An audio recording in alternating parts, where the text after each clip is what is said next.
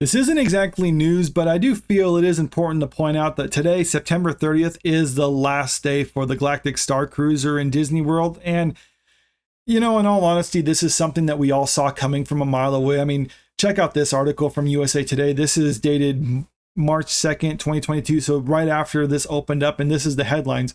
We did the math to see if the Disney World's new Star Wars Galactic Starcruiser is worth it. Now, I'm not going to go into the article on it talking about it, but I mean, that was pretty much the idea like surrounding this whole thing once it opened up was like, is the price justifying it? And frankly, a lot of people felt no, it didn't. I mean, this is just under a year later, February 3rd of this year, 2023. Disney chops prices at $5,000 a night Star Wars hotel panned by guests. And that's really why, well, I think that's the main reason why this thing failed is because people just didn't want to pay that price for it. Forbes, the high-flying death of Disney's Star Wars hotel. Walt Disney World's $2,500 a night Galactic Starcruiser went from hyperdrive to a $300 million write-off in a little over a year. The inside story of how the empire swung for the fences and struck out. Because, yeah, this was just too expensive for everyone to actually go. I mean, and it talks about like what they actually went into it because this was significantly smaller than other hotels that they have at Disney World.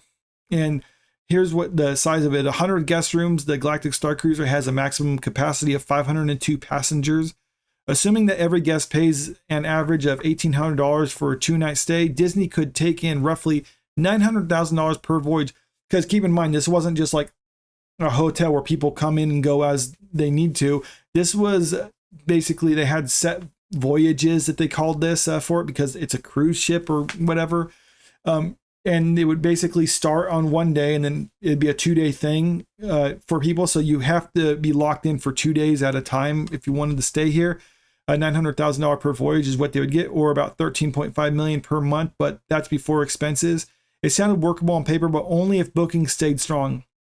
And I don't know how they thought that that could actually be affordable for the regular family. I mean, maybe they're trying to appeal to a more wealthier demographic, but most families who are going to Disney World aren't spending that much money. I mean, this article right here really breaks down the cost of a family of 4 going to Disney World. It's saying like, if it's 3 days, 3 nights, 2 park days, 2 parents, a teenage child, a younger child, and it goes into everything like park attendance tickets, hotel accommodations, breaks down every category, transportation, meals and snacks, yada, yada, yada. But you scroll down to the very bottom and like how much this would actually cost for that family, even fast passes. The total cost came to $3,662.49. That breaks down to $915.45 per person for the trip. Yeah, obviously this doesn't account airfare if you have to get to Florida, but that's significantly less than what they're costing for the Starcruiser, which is, according to this article, about $1,800 for a 2-night stay for one person. So, I mean, you can see why it's kind of not the best thing for a whole family of 4 if they're trying to actually go to this. But this article from Inside the Magic is talking about it because it says Disney Imagineers reveal why Star Wars Galactic Starcruiser crashed and burned. This is from September 29th, so it came out yesterday. And I'm not going to read the whole article, but what they were saying in this is that the idea on paper started off as like just a hotel, but themed for Star Wars. So, yeah, I mean, that sounds like a good idea because, I mean, I could actually see something like that working, and you can even charge a premium. I mean, not what they were charging for it, but I mean, if you just had like a hotel that's Star Wars themed that people can come and go as they need to, like a regular hotel, maybe you have restaurants there with stuff that's only available there, certain food items only available there, gift shops, there's certain items that are only available at that gift shop.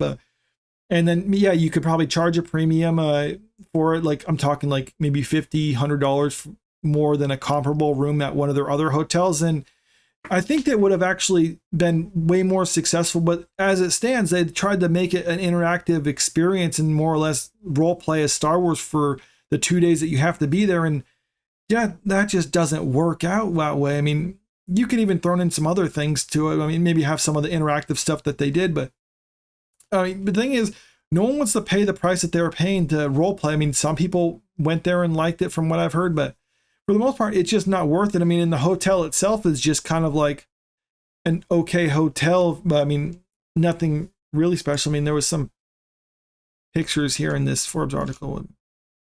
Yeah, you have some character stuff there, but yeah, look at this room here. Do you want to pay $1,800 a night for this room right there? I mean, that doesn't even look Star Wars. It just looks generic sci-fi, in my opinion.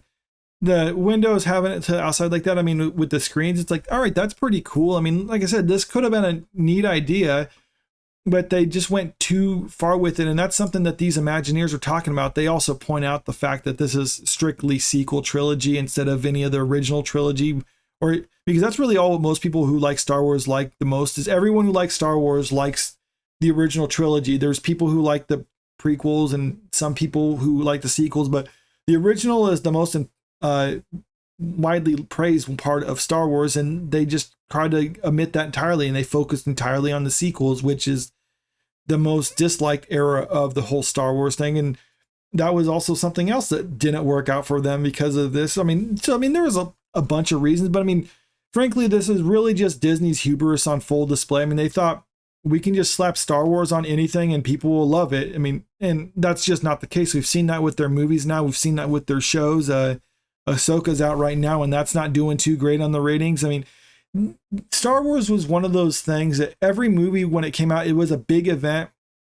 And they not only did they water it down by just producing so much so quickly, I mean, that obviously cheapens it instead of having it every release be a big event, but also by trying to just create more and more of it, they spent less love and care for each individual thing. And now they got something that was one of the most beloved franchises of all time, and now it's basically just a category on their streaming service and nothing more. And until they really correct course and change how they're doing, I mean, it might basically take a top-down approach. I mean, get rid of all the leadership at Lucasfilm and Disney taking a real big step back and trying to examine like what went wrong and how can we fix it that before it's returned to its former glory. But I don't see that happening, at least not anytime soon. And I don't know if you could actually fix Star Wars at this point. I mean, maybe, but right now I think it's pretty much done. And the Galactic Starcruiser is probably just like the biggest example of that. I mean, just their $300 million hotel done in less than a year or just over a year because of the way they've mismanaged Star Wars. But let me know what you think about all this in the comment section below. If you like this video, make sure you click that like button, share the video, and subscribe to the channel if you want to stay up to date with the latest news. Thank you.